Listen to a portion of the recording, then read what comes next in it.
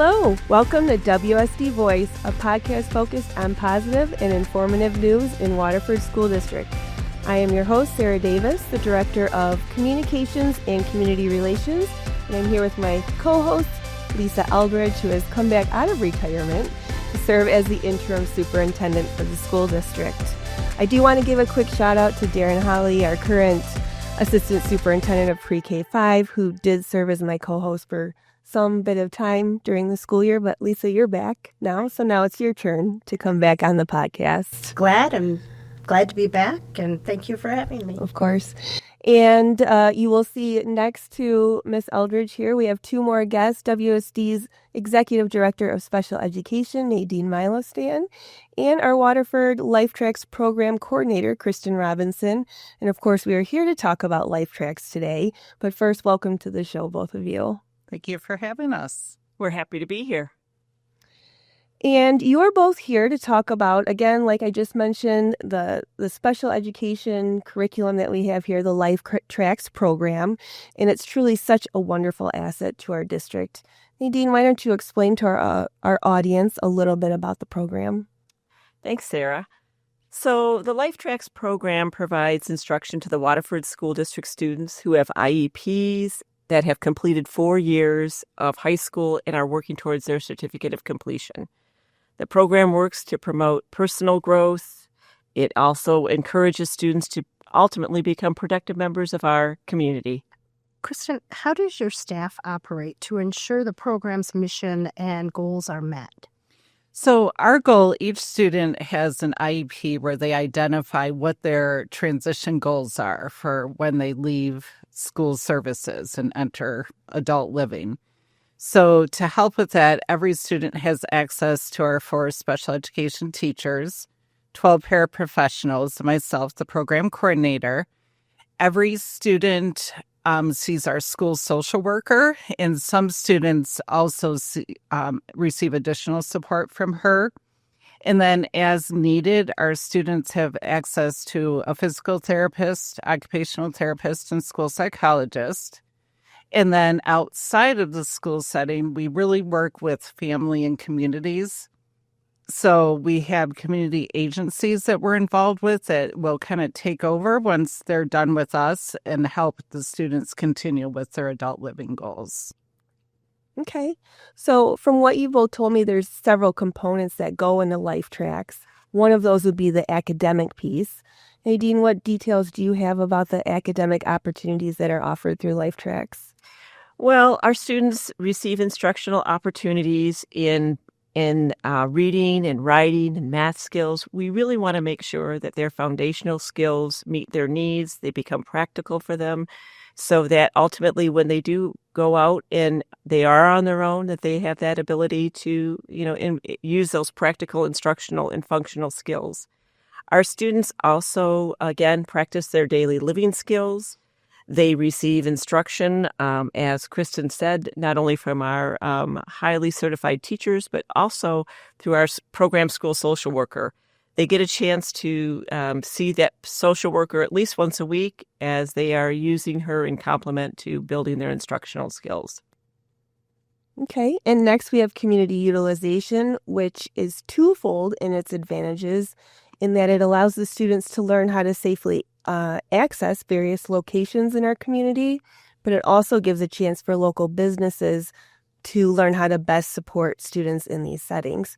So, Kristen, what are some of the businesses our Lifetracks students regularly engage with, and what skills are they learning through those businesses? So I have to have a little cheat sheet because we have several. So good news. It is good news. So our students go to Planet Fitness once a week, and then a local workout studio called Studio 8, where they engage in it. Depends on the class that week. It could be Tai Chi, it could be yoga, cardio, drumming.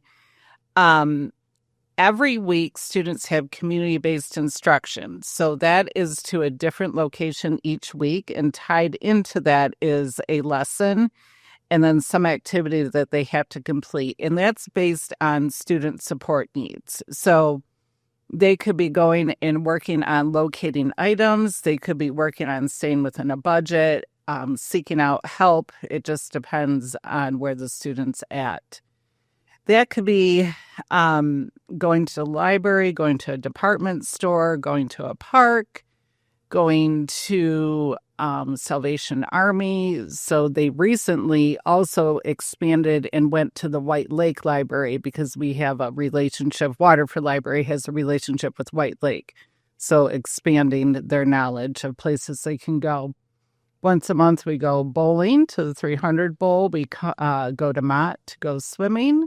So there's all these places that our students are learning to access, but these businesses have really kind of developed a bond with our students too, and know them and are able to interact and help support them in the community. All right, that's wonderful to hear. So we're going to take a quick commercial break, and we will be right back to continue highlighting our Lifetracks programming. Hello, Lisa Eldridge here, Interim Superintendent of Waterford School District. It's time to start thinking about where your child should attend school for the 25-26 school year. At Waterford School District, we aim to create today's student to become tomorrow's leader, and we are uniquely prepared to build your child's bright future. We have recently invested over $16 million in cutting-edge curriculum and technology. Additionally, in September of 2024, we opened a brand new state-of-the-art Stepanski Early Childhood Center, for which we are currently accepting registration. Learn more and enroll at wsdmi.org/enrollment. That's wsdmi.org/enrollment. Come join us here at Waterford School District, where your child will be inspired, educated, and empowered to thrive. And we are back to learn more about our Lifetracks program. Nadine, I know our vocational and employment skills development is also a super important piece of the Lifetracks puzzle. Can you describe how this works and give us some examples?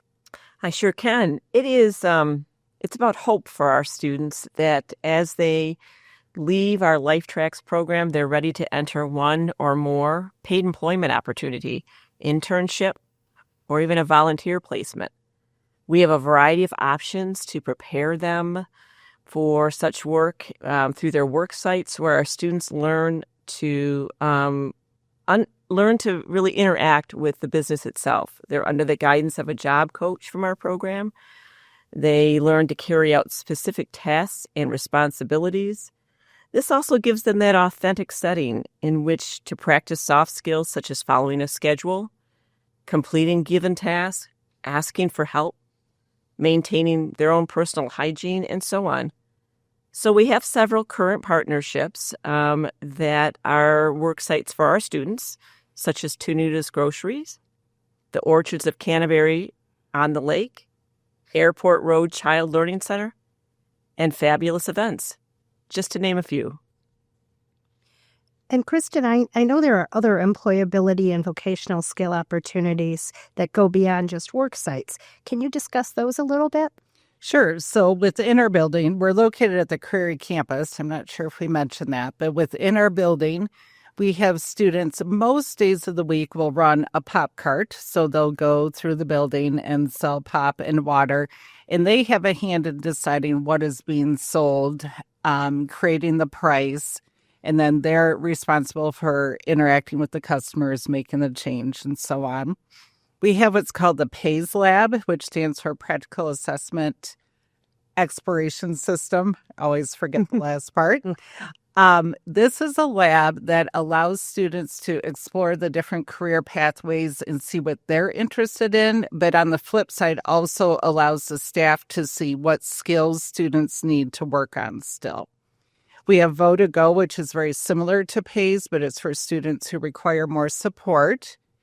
Lifetracks Creative Design, LCD, is newer. That is where students take orders either from people in the district, families within our program, or recently we created all the uniforms and then coaches' gear and fan wear for Clarkston's Special Olympics. So we take orders and produce spirit wear. And then DRAW is Disaster Relief at Work. It's part of our Waterford community. We have students who volunteer there twice a month, and they help fill buckets for victims of natural disasters, hurricanes, recently the tornadoes. And then Let's Play Bricks is a company that comes to us, and they have our students sort through a multitude, endless Lego pieces I've never seen before. And they have a special computer program where they have to take a picture of the piece, identify it, and then sort it accordingly and inventory it. So those are the options we have right now for vocational skill building. Okay. I think it was maybe the Creative Design Studio. They made T-shirts for us with the logo. Yep, we did. And we used them on our billboard that was on M59 last year. Yes, that's right. You're exactly right. Yep. So they're doing some good work there for sure. Yeah, and they love it. So it's not all academics and work sites. You also have a lot of extracurricular activities there as well. Can you talk about some of those? Yes. So prom is a big one that happens every year. We, the past couple of years now, have been doing that at the fountains, and it's been beautiful. That is for current students and families. A lot of times they bring a family member or a caregiver with them, but also for alumni. So they both attend. There's a DJ, there's a formal dinner, and a photographer. So they have a great time. Special Olympics is also a very big part of our program. So there are 6 different sports available to them. And in addition to the practices in the games, they hold a car wash once a year. And then they attend, they go to Traverse City for the winter games, and then they go to Central Michigan for the summer games. So they have a lot going on. Yeah, and they just came back from the winter games with a bunch of medals, too. Sure did. Very exciting. Yes, yep, had a good time. Yep. And Nadine, they do a pretty comprehensive graduation ceremony as well, correct? We do. We started a kind of a new way of celebrating our graduates just after COVID. And what we did is we partnered with the Waterford Township Police Department, and through their incredible support of our program, they lead a car parade for us. And so we go home to home and celebrate this really fantastic accomplishments with the families of our graduates. We have signs and poster boards, and it's really turned out to be an amazing event throughout the community. We are very fortunate. We have neighbors that come out and celebrate with us, and so, but our PD takes their motorcade out, their motorcycles out at least once a year for this fantastic event, and we go home to home, and it's really quite something to look forward to. Yeah, I know it is something exciting. We love to come and take pictures of it and promote it as well. But yeah, it's a really fun celebration for everyone, for sure. So the advantages of the Lifetracks program are tremendous and so comprehensive, and it's truly something to celebrate. Lisa, is there anything else you want to add about this program? Well, every student we have here in Waterford is unique in terms of skills and challenges and timelines for learning.